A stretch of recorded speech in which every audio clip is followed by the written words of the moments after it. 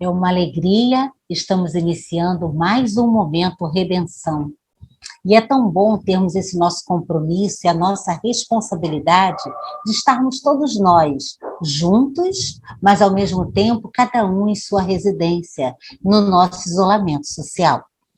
Hoje nós vamos conversar sobre um tema muito importante, que diz respeito às questões atuais também, às nossas lutas, os desafios que nós passamos no nosso dia a dia e que muitas vezes parece que são desafios intransponíveis.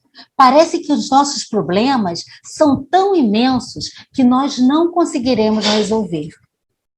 Atualmente, nós percebemos que uma parcela muito significativa da nossa população sente-se receosa diante das dificuldades, tendo aquela sensação de que não vale mais a pena viver. Então, nós vamos trabalhar sobre as questões das ideias de autodestruição. E é um tema que temos que analisar pelo aspecto físico, pelo aspecto psicológico e também pelo aspecto espiritual, que é o que nós vamos fazer nesse momento. Vencendo as ideias de autodestruição. Como você lida quando diante de algo que deseja muito, algo que você muito se esforçou para conseguir, ou ainda, diante de uma pessoa que você muito deseja, simplesmente há uma reviravolta, e o que parecia que seria um sim, não tem momentos que a gente tem uma esperança, um esforço para conseguirmos algo. Pode ser um emprego, o início de um relacionamento, a compra de algum objeto, a superação de uma doença. Esse sim tão esperado. E quando ele não chega e vira um não. Quantos não nós recebemos na nossa vida? Quantas vezes nós temos situações em que as adversidades superam as oportunidades e ficamos com aquela impressão que o mundo conspira contra nós? Percebemos que a maioria da população ela não é preparada para receber os nãos que a vida oferece. E isso acontece desde criança.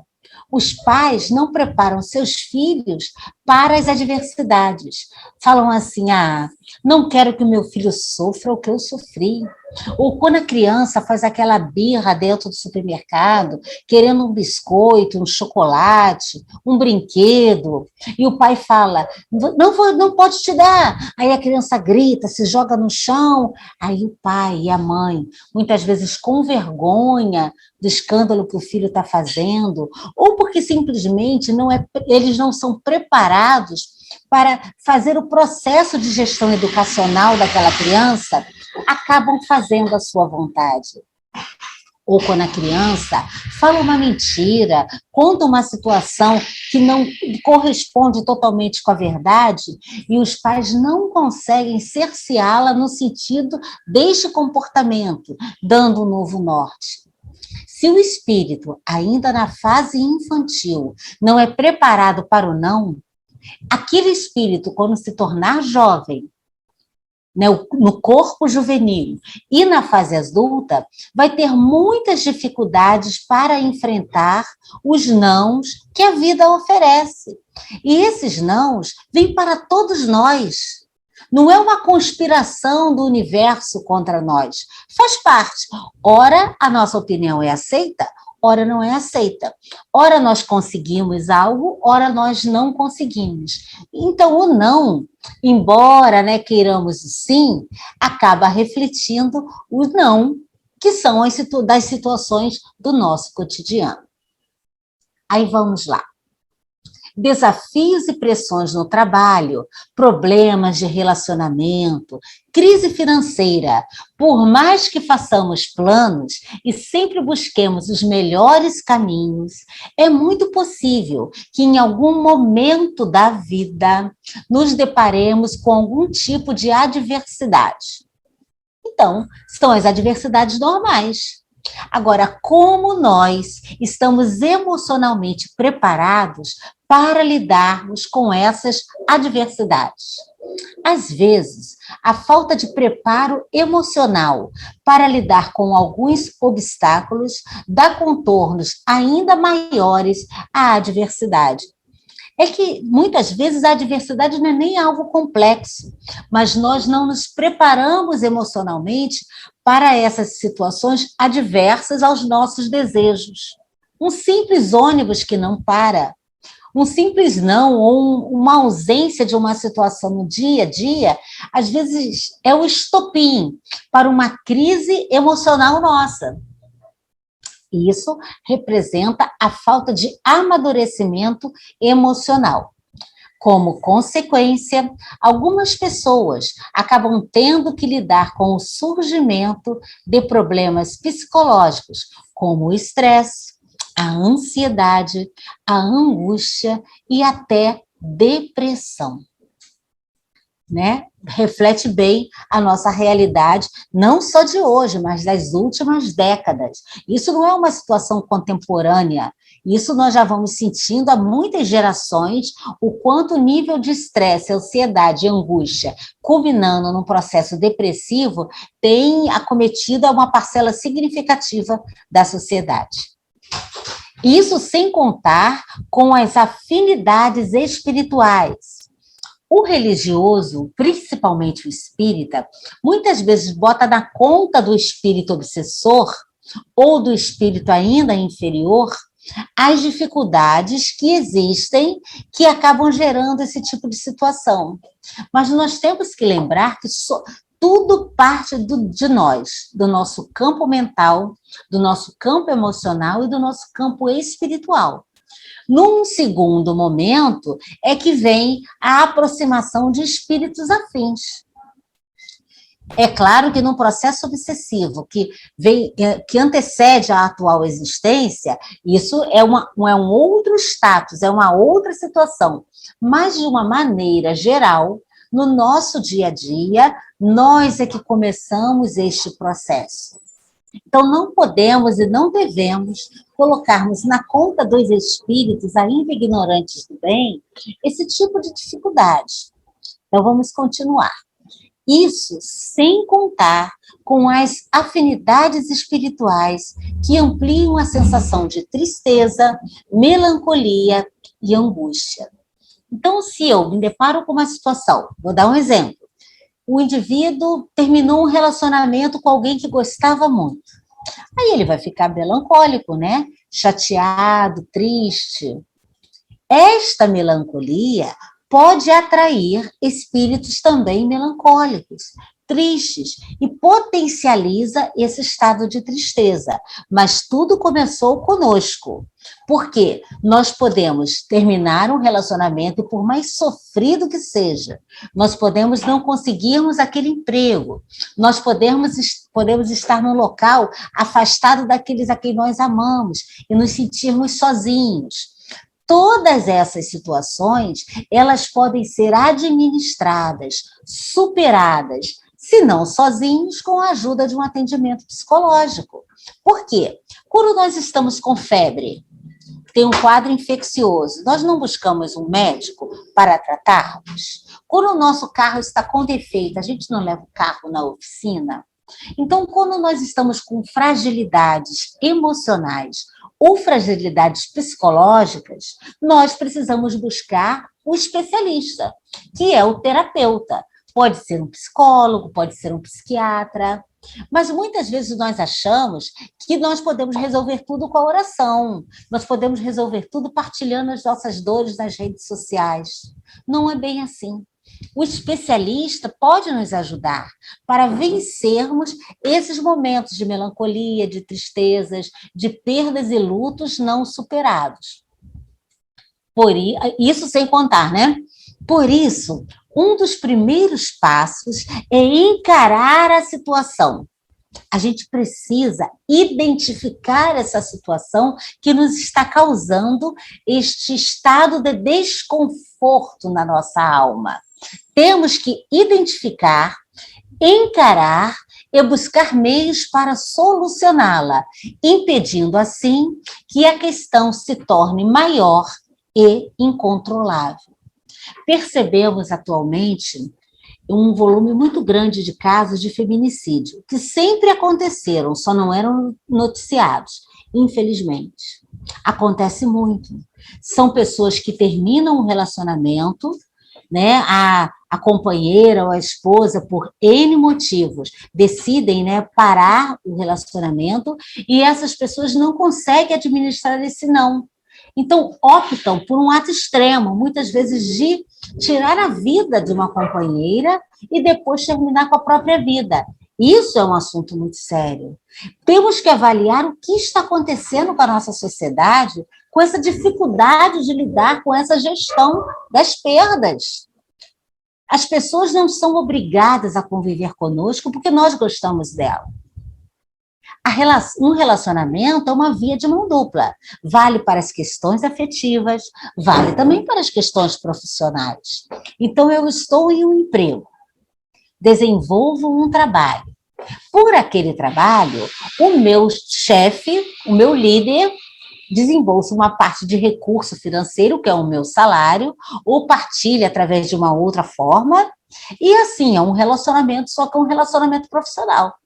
Esse relacionamento pode não estar bom para um dos lados, pode não estar bom para o meu lado. Eu não estou feliz no meu emprego.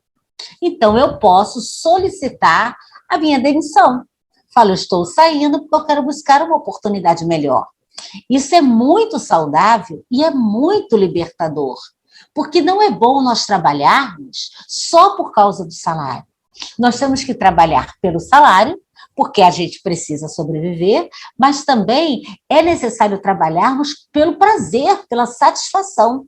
Se só se vai pelo salário, isso gera, por maior que seja o salário, isso gera uma grande insatisfação pessoal. Então, neste relacionamento profissional, pode ser que eu queira terminar. Então, eu vou pedir minha demissão. Mas pode ser que a outra parte, que é a do chefe, da empresa, daquele que está no papel de liderança, esteja insatisfeito com o meu trabalho. E ele vai me demitir. Caso eu não corresponda neste contrato, nesta via de mão dupla. Então, se eu sou demitido de um emprego, eu tenho que tirar a lição. Por que eu fui demitido? Por que o meu relacionamento acabou? Por que aquilo não aconteceu como eu gostaria? Porque esses porquês, essa avaliação que a Joana de Ângelo fala, né, que é o autoconhecimento, nos permite identificarmos as adversidades da nossa existência e tirarmos as lições.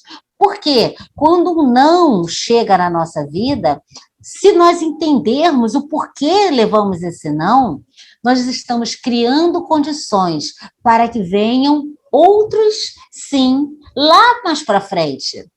Porque se nós não aprendermos a lição, serão sucessivos nãos que levaremos. E vai chegar uma hora que a situação fica realmente incontrolável.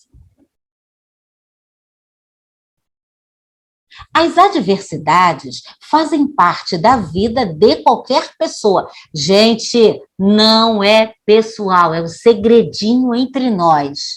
Não é pessoal, não existe uma força universal que está conspirando contra a sua pessoa. Agora, existe uma situação que é verdadeira. Aquilo que a gente emana é aquilo que volta. E volta certo. Por quê? Porque, como diz, né, a frase popular, o universo conspira a nosso favor, sempre. Então, aquilo que eu emano é aquilo que eu recebo. Descobrir como lidar com elas, ou seja, com as adversidades, é essencial. No mundo, estamos sujeitos a várias situações de adversidades. De acordo com o dicionário, podemos definir o significado de adversidade como uma sorte adversa, um infortúnio ou uma desgraça. As adversidades vão acontecer. Ou seja, faz parte do pacote da encarnação. O mais importante é saber qual o impacto que ela exerce sobre você. Ou seja, qual é a pontuação que a gente dá? É 1? É 2? É 3 para as adversidades? É o caso do que eu dei o exemplo, da pessoa, o ônibus não parou no ponto. O ônibus não para. Às vezes ele para, às vezes ele não para. Se ele não parou, a gente pega o ônibus seguinte. Mas tem pessoas que o ônibus não parou. E isso vira um problema que ela vai ficar o dia inteiro, é como se ela congelasse aquele momento daquela situação adversa e ficasse repetindo e se lamuriando. E em vez de neutralizar aquela situação que não foi positiva, ela posterga a solução. Ou seja, o ônibus não parou, acabou, cheguei atrasado. Tudo bem, cheguei atrasado. Chefe, o ônibus não parou, eu cheguei atrasado, peço desculpa e sigo a vida. Ah, mas o motorista, e que não sei o que. Aí ela retroalimenta uma situação que era peso 1, aí ela dá peso 10. E aí tudo se torna pior. Então, por isso que fala, o mais importante é saber qual o impacto que a adversidade, exerce sobre você. Afinal, sua forma de encarar a situação poderá ou não ser um fator de estresse na sua vida. Vamos continuar. Aí, vamos conversar um pouco sobre o quociente de adversidade. Ou seja, a forma como reagimos perante as situações de estresse. Tem gente que tem esse quociente de adversidade alto.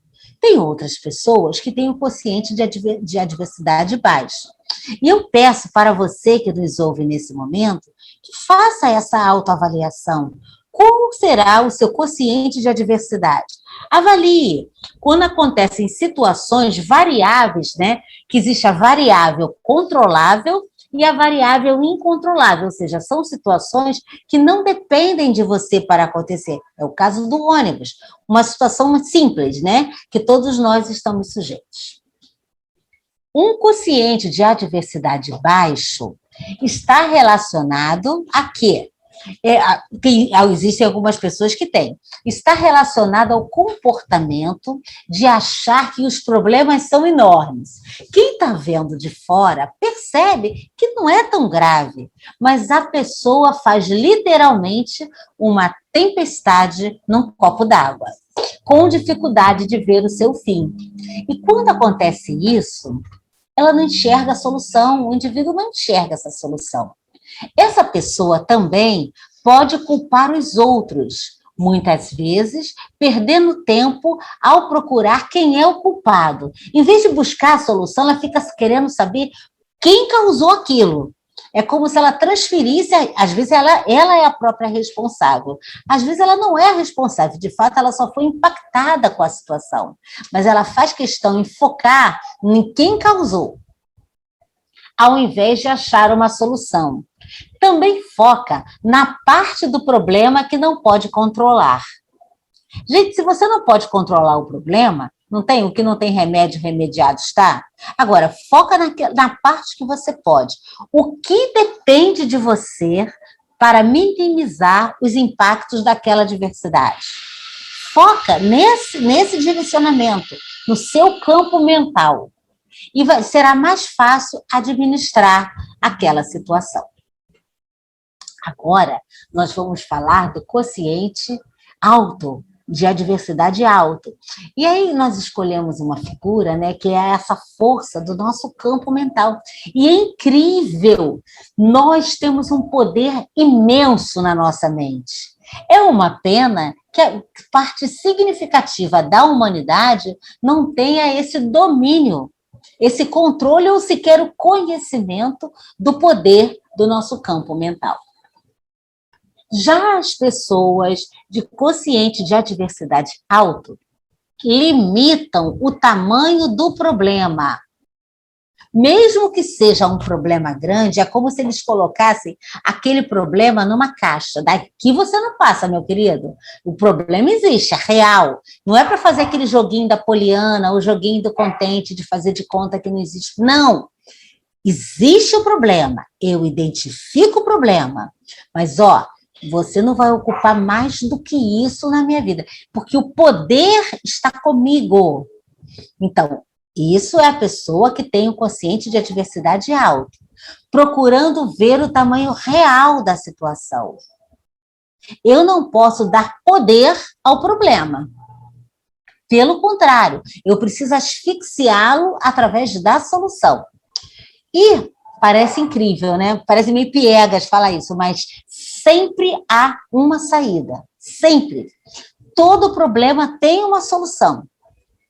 E quando nós olhamos pelas questões espirituais, às vezes a solução não se dá na própria encarnação, mas como nós conduzimos a nossa trajetória de vida diante daquela adversidade, nós estamos caminhando para a solução. Sempre há uma saída, porque o problema nunca é tão grande. Ao saber que uma dificuldade é limitada, então quando eu defino essa dificuldade que ela é limitada, ela não me limita, eu que limito a dificuldade. É possível compreender que ela irá passar. Ou seja, eu vejo a dificuldade em um determinado ponto da minha existência e falo, daqui você não passa. Então eu começo a desenvolver estratégias que me permitam conduzir a minha vida para que a dificuldade não me controle.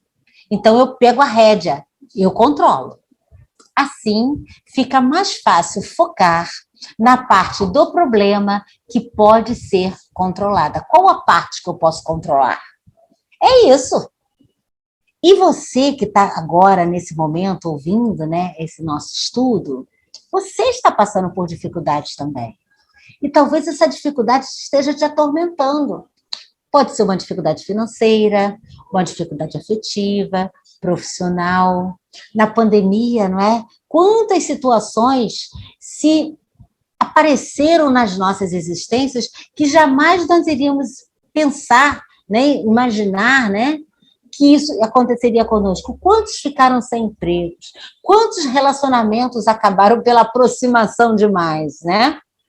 A saúde, perdemos parentes, perdemos amigos, podemos estar com a saúde debilitada. São muitas as adversidades, mas tudo pode ser resolvido. Então, vamos lá. Falamos da fé. Prevenção contra o suicídio.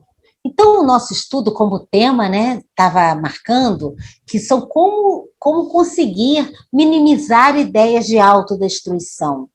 Porque quando a pessoa está passando por uma grande dificuldade e ela não tem a compreensão de que a dificuldade é passageira e ela não tem essa consciência de que o espírito sobrevive após a morte do corpo físico, ela acredita, ela supõe que se ela terminar com a vida material, tudo vai desaparecer.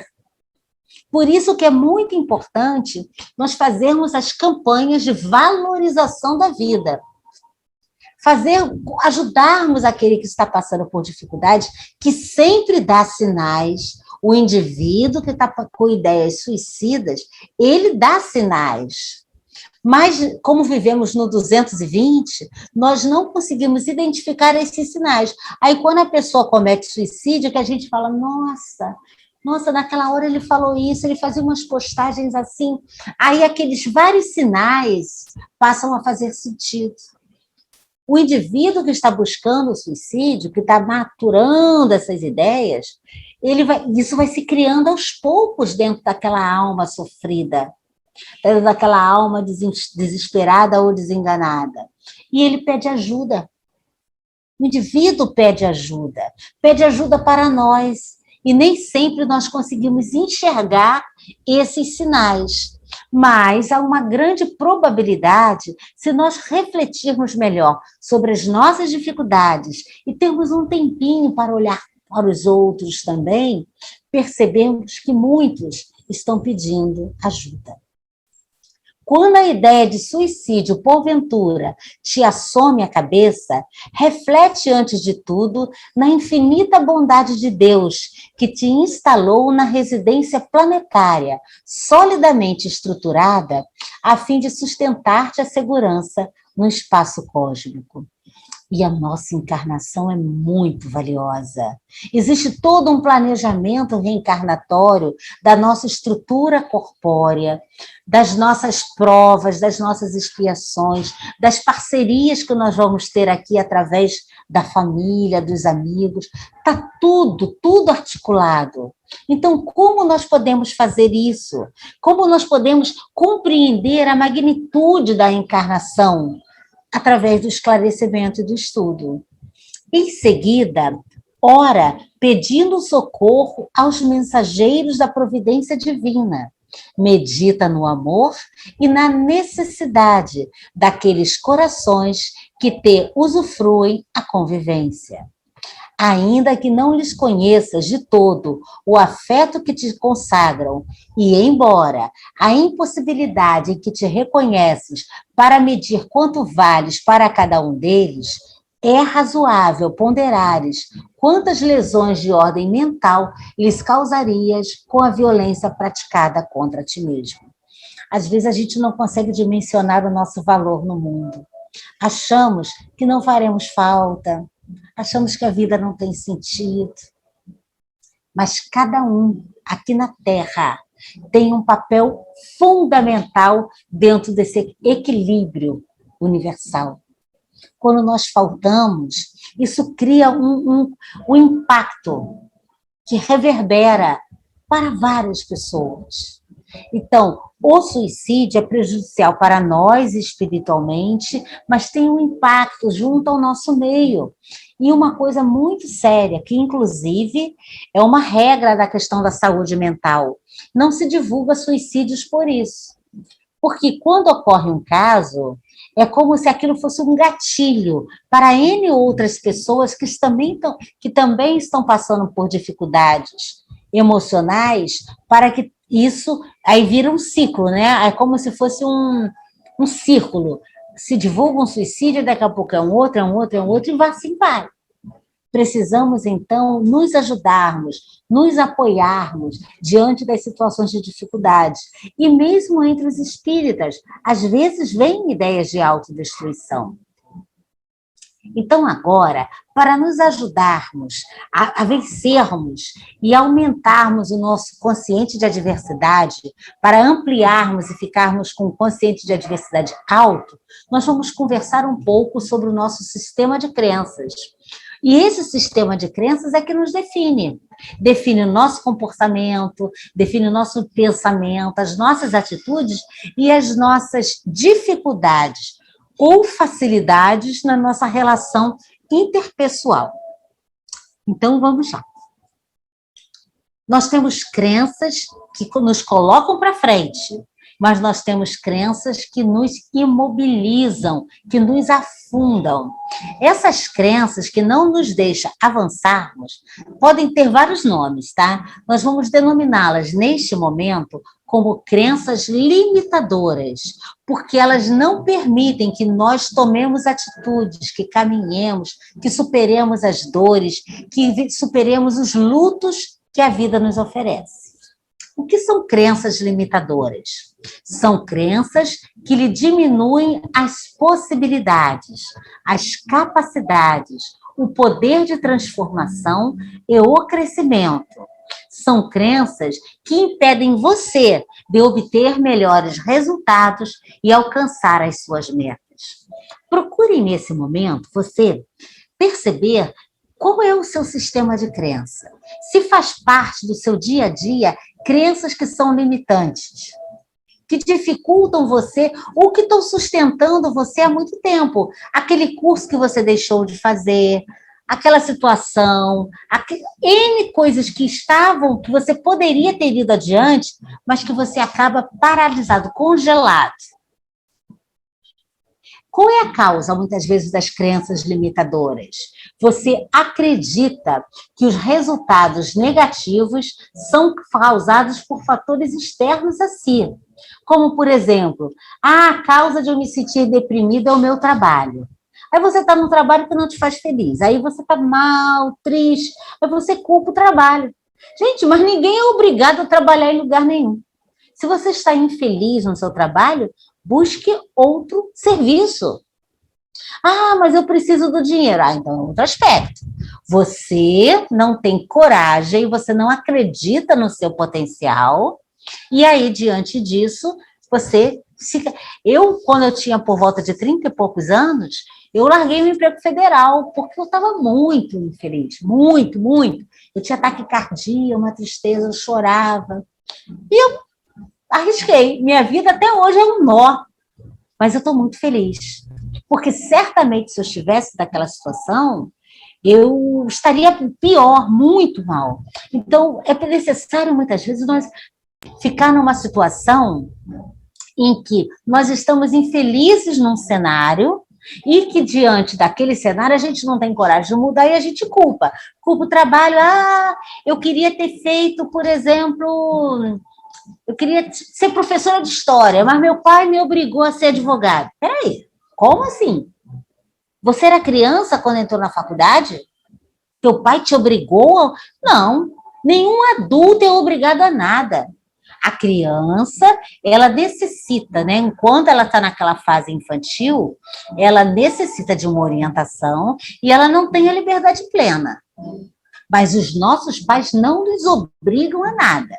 O que acontece é que muitas vezes nós não temos o amadurecimento suficiente, embora sejamos adultos, de conseguirmos conversar através do diálogo, não através do conflito, de que nós não seremos, por exemplo, advogados.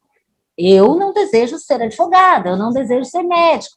Os nossos pais, às vezes, querem realizar as suas frustrações em cima do outro. E nós não podemos permitir isso.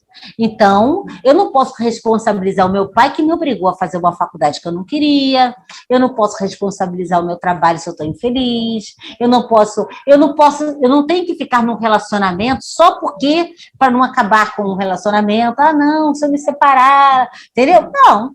Você tem que assumir as suas atitudes. Isso é uma posição adulta. Porque quando nós não assumimos, estamos com crenças que nos impedem a tomar atitude, nós criamos uma bengala, uma desculpa que vai mascarar a realidade que nós estamos vivenciando. Significado. Você atribui um significado negativo às suas experiências. Por exemplo, sempre que lhe fazem uma crítica, você acredita que se trata de um ataque pessoal.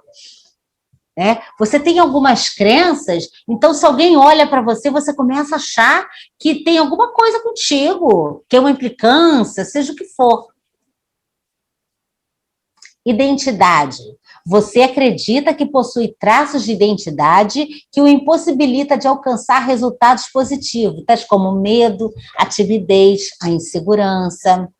Só que isso pode refletir muitas vezes o orgulho que você tem. Então, você não quer tentar, porque você tem medo de não conseguir. Você tem um orgulho lá dentro de você que, se colocar numa posição de ser uma posição vexatória da tentativa, você prefere, então, nem seguir adiante. E isso são crenças, eu estou mostrando várias facetas das crenças limitadoras. Isso significa autossabotagem.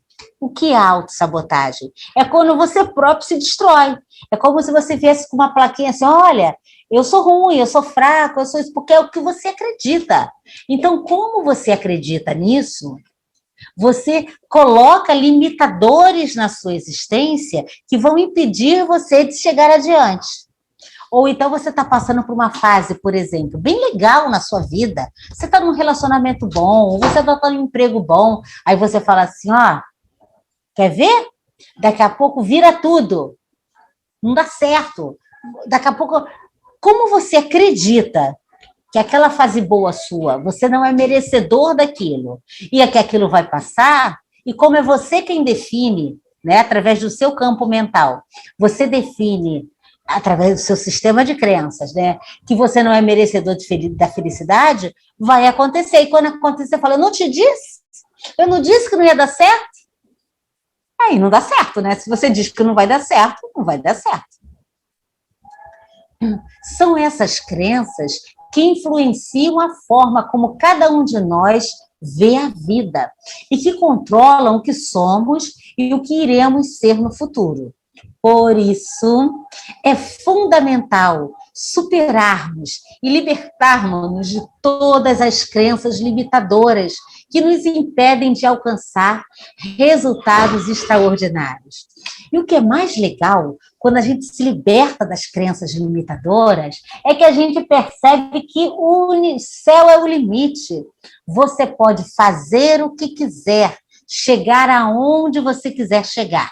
É claro, respeitando as regras sociais, porque o seu direito de ir não pode afetar o outro. Então, você pode começar uma faculdade aos 70 anos, se você quiser. Se quiser aprender sapateado, você vai aprender sapateado. Se quiser pintar o cabelo de verde, você vai pintar o cabelo de verde. Isso não é problema de ninguém. É o seu caminho. Porque você descobriu que você pode. Então, vamos continuar. Olha que legal. Identifique suas crenças limitantes para substituí-las por crenças fortalecedoras. Autoavaliação. Joana de Ângeles na veia.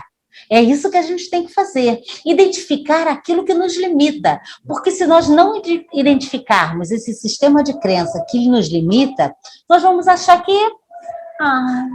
eu sou muito infeliz, eu vou achar que eu não vou conseguir, eu vou achar que eu não sou merecedor. E assim eu vou me afundando, eu vou definhando para a vida, dando brecha para que as situações negativas se concretizem. Mas tem mais por aí.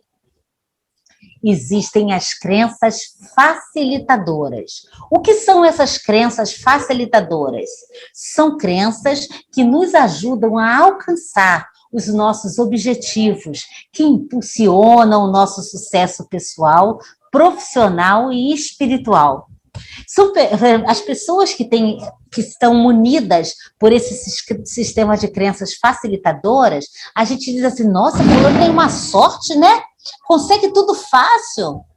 Ela consegue muitas vezes, não é que ela consiga fácil, ela cria condições e se prepara também para isso. Ou seja, ela tem um campo mental, mas ela também caminha, ela não fica só no desejo. Sabe aquela pessoa que não estudou para o vestibular o ano inteiro? Aí na hora ela fala, Senhor, me ajuda a passar. Não, Senhor não tem nada a ver com isso, você não estudou. Você pode pedir ao mestre, por exemplo, a calma na hora de fazer a prova, mas você precisa deter no seu conhecimento intelectual a matéria da qual você vai fazer a prova. Então, se você vai fazer um vestibular que exige algumas especialidades, um conhecimento a mais de determinadas matérias, ou um concurso, você tem que estudar. Deus e Jesus não tem nada a ver com essa história. Deixa eles fora disso. Então, vamos lá alguns exemplos. Eu acredito no meu potencial. E isso é muito importante, termos essa frase afirmando isso. Porque se eu não acredito em mim, ninguém vai acreditar. Eu sou um vendedor. Eu tenho que vender algo na loja, mas eu não acredito no produto. Eu não vou convencer. Agora, o vendedor que acredita no produto que ele vai vender, ele acredita tanto naquilo, o produto pode até não ser bom, mas ele acredita na estratégia de venda que você está lá esperando um amigo na frente da loja, no shopping, você nem vai comprar nada. Aí o vendedor percebeu você. Ele te leva para dentro da loja e te convence a comprar cinto, meia, isso, aquilo, outro, porque ele acredita no potencial dele de venda. Então, eu tenho que acreditar no meu potencial de superação, no meu potencial de ir além, no meu potencial de uma entrevista de emprego, no meu potencial se eu quero começar um relacionamento novo, no meu potencial de tudo, porque se eu acreditar, 50% já está caminhado. Eu sou capaz de tudo que eu quero. porque eu tenho crenças facilitadoras. Então, se eu sou capaz, eu me municio. Se é uma necessidade técnica, eu tenho que ter o conhecimento técnico, mas eu me considero capaz de exercer. Tem pessoas, por exemplo, que fazem cursos, estudam em melhores colégios, detêm um conhecimento, uma informação e um conhecimento maravilhoso, mas não conseguem agir com sabedoria. Porque, embora a pessoa tenha um conhecimento, ela não transforma aquele conhecimento em atitudes. Aí ela faz, por exemplo, um curso técnico, ela faz uma faculdade, mas acaba não exercendo, porque ela tem medo, ela tem uma crença limitadora. Eu tenho uma grande voz, olha, a voz é tudo. Quando você fala, você não precisa ter uma voz bonita assim, você pode ter uma voz normal, mas a voz é uma expressão muito forte. Então, quando você fala alguma coisa, você trabalha com convencimento. Então, você consegue manter um diálogo no trabalho, no seu ambiente familiar, quando você está passando por um problema, uma adversidade, em que alguém está um pouco mais agressivo contigo, você tem o poder, através da voz, de neutralizar uma situação adversa e de potencializar as situações negativas. Então, eu estudei bastante e passarei na prova, eu afirmo isso para mim. Ou seja, eu não vou passar na prova porque Deus quer, porque é do meu merecimento divino. Não, eu vou passar na prova porque eu me capacitei. Aí vamos dizer, nossa, eu estudei tanto, eu fiquei num ano meio que sabático, eu fiquei só me dedicando ao estudo e não passei na prova. Você pode não ter estudado, você estudou até bastante, mas passaram outras pessoas que estudaram mais. E como o conhecimento não se perde, você vai e tenta de novo. E tenta, se capacita e você vai chegar lá. Eu sou o merecedor da felicidade. Você é uma pessoa merecedora de ser feliz. Existe, né, a passagem que a felicidade não é deste mundo. Mas nesse trecho nós estamos falando da felicidade plena. Mas nós somos aqui na Terra merecedores de momentos felizes. Sair para dançar não é bom? Quem gosta de dançar, ai, é maravilhoso! Você sai para dançar, se diverte, aquele momento tem um peso, um valor emocional, físico, psicológico. Quem gosta de dançar, ou assistir um bom filme na televisão, ou começar um relacionamento, ou mudar de emprego, seja o que for. Mas você tem que buscar a sua felicidade, porque neste mundo nós podemos ter momentos, grandes momentos da felicidade. Aprendi com o meu erro e agora irei sempre acertar. Isso é uma crença facilitadora. Ou seja, o indivíduo que tem um quociente de adversidade alto, ele é consciente que ele pode cometer equívocos. Nós cometemos equívocos, mas ele não se agarra à culpa. A culpa não leva a lugar nenhum. A culpa é como se fosse, sabe aquelas bolas de ferro que antigamente, né, simbolizava-se o indivíduo que era preso? A gente sabe que não existe mais isso, né? Eu nem sei se isso existiu em algum momento, mas as ilustrações de antigamente mostravam sempre um prisioneiro com uma bola de ferro. A culpa é a bola de ferro, que te impede de caminhar. Então, nós cometemos erros. Pode ter sido erros graves ou erros leves. O que nós temos que entender é o seguinte, eu identifiquei o erro. A identificação do erro é o primeiro passo. Identifiquei o erro. Depois, eu tenho que me arrepender deste erro.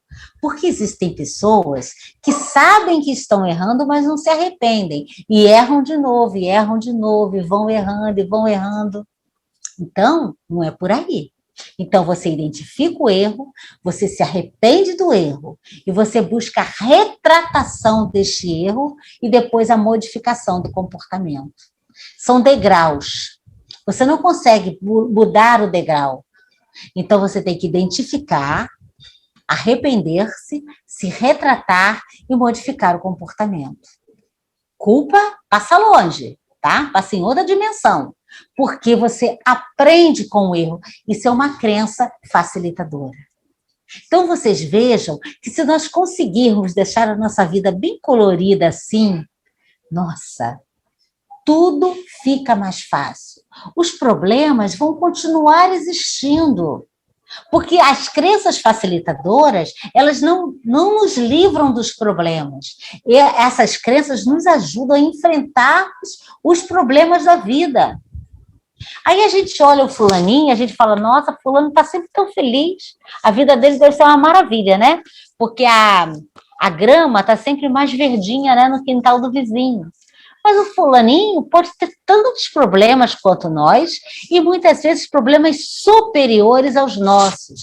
A questão é que ele não deixa o problema dominar a vida dele. O que ele faz? Ele se esforça para limitar o problema, não deixa o problema crescer. Então, isso assim é muito importante nós termos. Aí eu vou contar uma pequena história, que é claro, essa história circula e cada um muda um pouco o personagem. Eu conheço essa história envolvendo uma criança, que tinha uma cidade, uma cidade muito fria, em que o lago congelou. E quando o lago congela, as pessoas brincam, né? Patinam, as pessoas elas se divertem. E uma criança estava brincando no lago congelado. Só que um trechinho do lago, ele estava com uma camada de gelo mais fina. E o gelo quebrou e aquela criança caiu. Como ela caiu, a correntezazinha interna, né,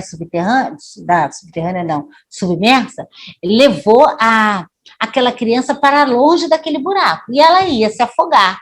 Ela era uma criança, mas ela bateu com tanta força no gelo e fez tanto esforço que ela conseguiu sobreviver, sair, e outras pessoas ajudaram e ela se salvou.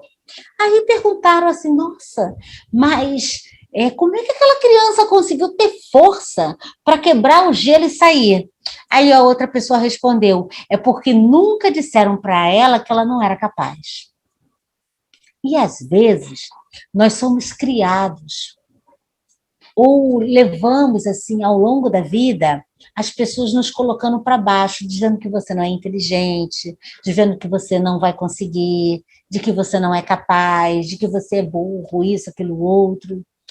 Isso vai criando um sistema de crenças limitador, um sistema limitador na nossa vida. É muito importante que a gente coloque os outros para cima. Mesmo que a gente compreenda que aquela pessoa tem dificuldades intelectuais, tem dificuldades cognitivas, tem dificuldades físicas, porque ela precisa acreditar que ela é capaz. Então, se ela é capaz e ela, de repente, sofreu um acidente e ficou cega, mas ela acredita que ela é capaz, ela vai superar.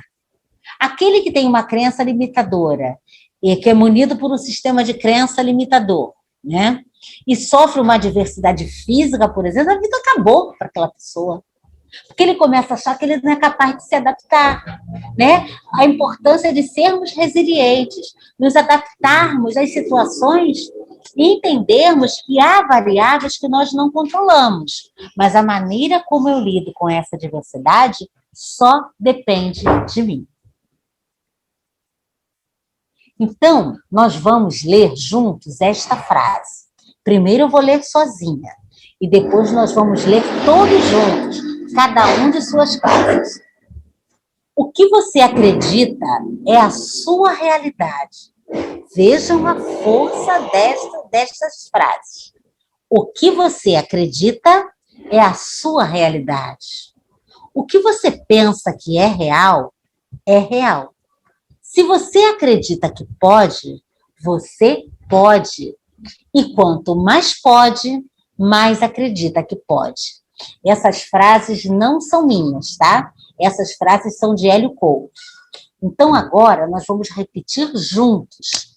Cada um de nós, em cada cantinho, em cada lar, nós vamos alterar o nosso sistema de crenças. Nós vamos nos fortalecer nessas afirmações. Então, vamos lá. 1, 2... Não, vamos falar com convicção, para mandarmos para a nossa vida esse campo energético da positividade. O que você acredita é a sua realidade. O que você pensa que é real, é real. Se você acredita que pode, você pode. E quanto mais pode, mais acredita que pode. E assim, o maratonista completa aquele trajeto imenso. O atleta sobe aquela montanha e fica lá em cima e vai, enfrenta a neve. E assim você tem aquele desafio profissional e fala, Senhor, eu vou conseguir, porque eu acredito em mim. E você consegue. Este é o poder das crenças facilitadoras. Isso se chama autoconfiança. Sempre aqui, ó, o nosso campo mental. A vontade é um trecho do livro O Problema do Ser, do Destino e da Dor. A vontade é, em sua ação, comparável a um imã. A vontade de viver, de desenvolver em nós a vida, atrai os nossos recursos vitais. Tal é o segredo da lei de evolução. A vontade pode atuar com intensidade sobre o corpo fluídico, ativar-lhes as vibrações e, por esta forma, apropriá-lo a um modo cada vez mais elevado de sensações, apropriá-lo a um modo cada vez mais elevado de sensações, prepará-lo para mais alto grau da existência. Vejam que frase importantíssima de Leon Denis. Ou seja, é a vontade, é aquilo que nós queremos, é o nosso sistema de crença. Então, se eu tenho a vontade, eu, além de mudar o meu campo fluídico, energético, eu dou condições para seguir adiante. Ou seja, eu vejo a montanha. Então, se eu não posso tirar a montanha da minha frente, eu vou circundar a montanha, mas eu não vou me permitir não seguir adiante. Aí nós vamos ler um outro trechinho aqui. Esse trecho é do livro Plenitude, ele vale para o processo da autocura, porque quando nós conseguirmos trabalhar de forma positiva o nosso campo mental, nós damos comando ao nosso corpo físico para que as células sigam as nossas determinações. Então, é possível, sim, a autocura. É possível nós vencermos doenças. Basta que estejamos com o nosso campo emocional fluídico preparado para isso. É claro que, se estiver a nossa prova ligada a uma situação de desencarnação, aí é uma outra situação. Mas, na maioria das doenças, nós nos entregamos e deixamos, né, com que os remédios resolvam, quando muitas das curas estão aqui, ó, no nosso campo experimental. Então, vamos lá. O processo da autocura. Referindo-se aos fenômenos que produzia, Jesus, o excelso curador, foi peremptório afirmando: vocês podem fazer coisas maiores do que estas, se quiserem. Jesus já falava isso, que a gente pode mais. Nós podemos muito, nós podemos mais.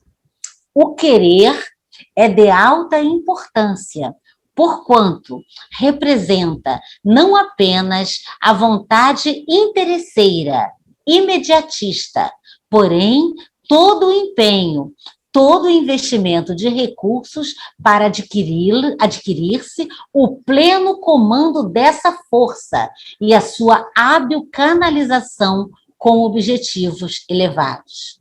É o nosso querer. O que nós definirmos que nós vamos conseguir. É só agora questão de tempo, de haver as mudanças dos ciclos, da nossa existência, a nossa capacitação para que aquilo que nós, de fato, definimos, né, como certo, aconteça. Não é querer e acontecer, tudo tem um tempo, não é nosso tempo, mas já está certo, já está definido. Então, se eu defino, por exemplo, que eu vou conseguir chegar a uma meta tal, e eu me capacito para isso, já está certo. Aí eu falo, nossa, eu quis tanto, eu desejei tanto, e não aconteceu. Espere, é que a gente quer no tempo curto, a gente é muito imediatista. Aí acredita-se que, Deus não olha por mim, está tudo sob controle. O controle é seu, não é do outro. O controle remoto da vida é de cada um. Então, e aí, para concluir o nosso trabalho, nós vamos ler uma pequena frase do livro À Vontade. Luzia Matias também desenvolveu esse livro, né? Esse livro é resultado até de um seminário que teve no Leon Denis, que ela conduziu, que ela sinalizou, né, que ela estudou baseado em quê? Baseado no livro do Leon Denis.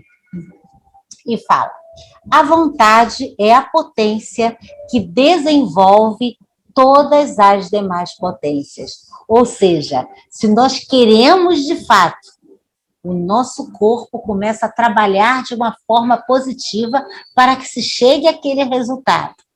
Não só o nosso corpo, o nosso meio. A gente começa definindo, e se definiu-se, se consegue. E aí os ciclos vão mudando, as energias vão sendo alteradas, e quando nós nos dermos conta aquilo que nós tanto desejamos é aquilo que vai acontecer. Então é com muita alegria que concluímos o nosso estudo, na certeza, né, que tenham essa certeza, que é você, tenha essa certeza, que é você que define a sua vida. E as dificuldades vão existir, os problemas irão acontecer. Isso faz parte da trajetória do mundo que nós estamos vivendo, de provas e expiações. Mas todos nós estamos preparados para a vitória.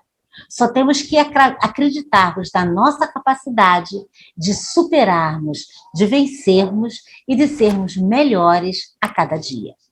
Então, esse é o nosso recado no nosso momento redenção. E tenham todos a confiança de que os dias melhores virão. E nós somos nós quem construímos esse futuro. Paz para todos.